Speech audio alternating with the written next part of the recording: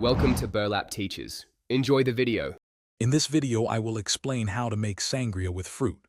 First, select your favorite fresh fruits such as oranges, lemons, and apples, ensuring they are ripe and ready. Next, pick a good quality, dry red wine.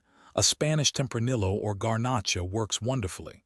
Finally, enhance the flavor profile with a splash of brandy or a sweet orange liqueur. This combination forms the delicious foundation for your perfect sangria. Now let's prepare the fruit. Slice your chosen fruits into small, uniform pieces. This maximizes their surface area for flavor release. Place the sliced fruit into a large bowl, then sprinkle with a few tablespoons of sugar and a quarter cup of brandy or orange liqueur.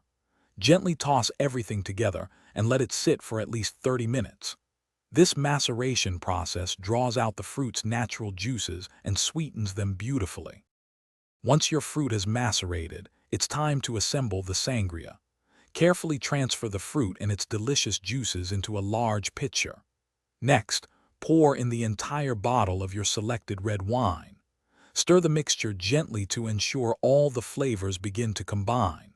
For the best results, cover the pitcher and refrigerate your sangria for a minimum of 4 hours, or even overnight, allowing the flavors to fully meld.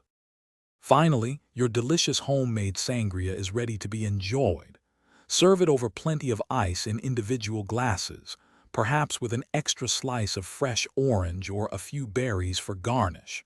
For a lighter, more effervescent touch, you can add a splash of sparkling water or club soda just before serving. It's a refreshing and delightful beverage perfect for any gathering.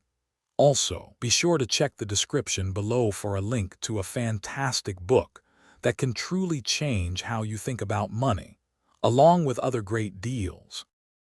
Thanks for watching. Consider subscribing if this video helped you.